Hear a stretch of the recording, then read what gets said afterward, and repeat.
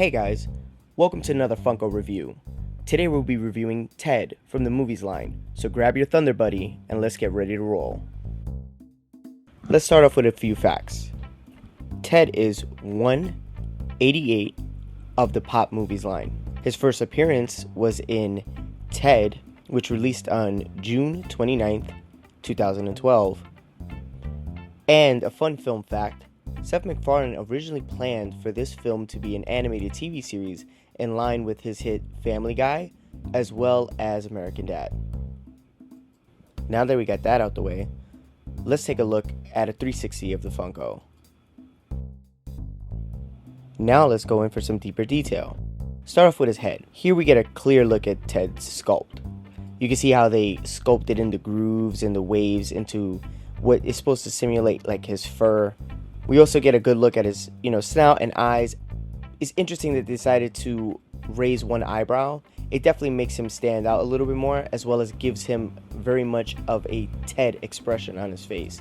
There's not really much to look at when it comes down to the sculpt besides the fur. It's not like he has hair or anything like that. So it's just the details here. But I think they were definitely able to simulate and capture what would be fur on the plastic of the vinyl.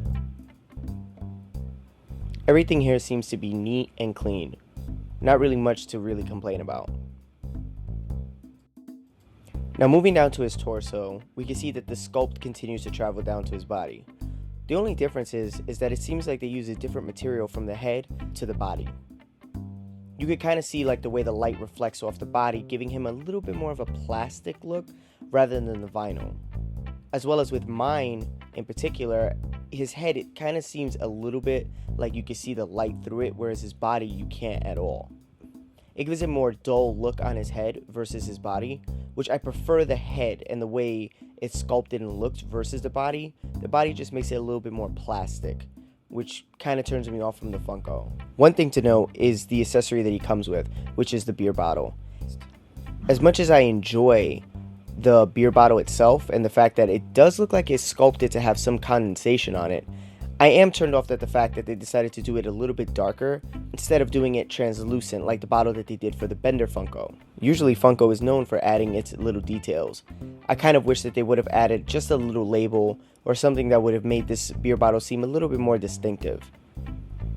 Now as we move towards the bottom, we can see that the same sculpt continues all the way down. I did enjoy the fact that they managed to somehow really sculpt him to look like a stuffed animal, especially with this round middle belly. It definitely looks like he's a plush or like stuffed kind of animal. They definitely did a good job with this. Also to mention, they have several different Ted Funkos, one being the one that comes with the remote. I didn't really get this one just because I didn't feel like it was necessary to own two Teds, one with a remote and one with a beer bottle.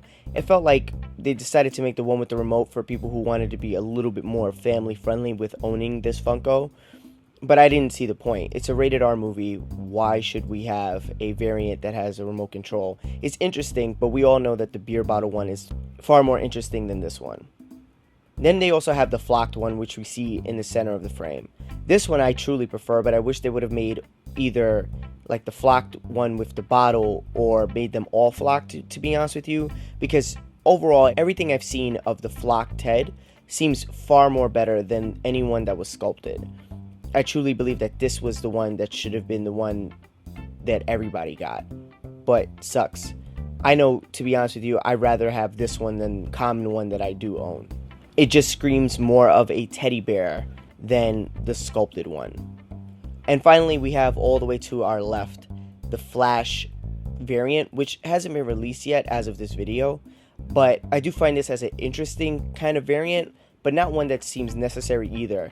To be honest with you, I would have rather have seen Ted come with like the blue bow tie like in the first film when he first comes to life, or even the suit that he wears to his job interviews, or even a variant where he's missing an ear for when his ear gets pulled off, or maybe one that just has a little bit more like nooks carved into him, seeing how Ted is a little bit more worn throughout the first film. Those would have been, I think, far more interesting. These other ones I feel like are not really, except for the flocked one. I feel like the only variant worth getting outside of these is probably the flocked one, but that's just me. Now here we get a size comparison.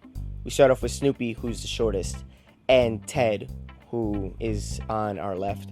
And then just to see him standing next to somebody with a little bit more of a standard Funko height, you have Cornelius. And then finally, all the way to the right, you have Groot.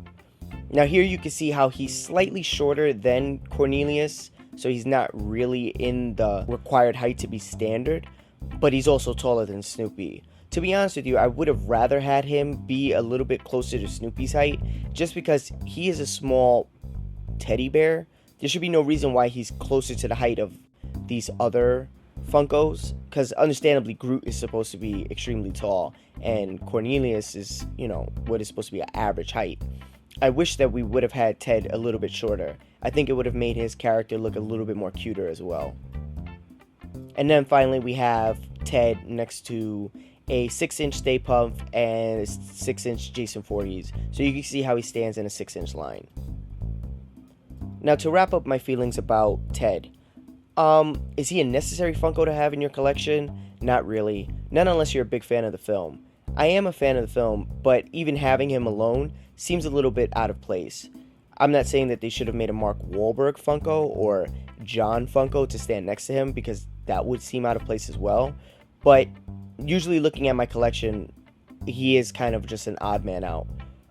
Seeing the variants though, makes you kind of want to have them so you can have like a series of them, and then they will like kind of look in place together. But I wish they would have done a little bit more impressive work with the variants to make me want to buy them and not feel like I'm not getting the same Funko over.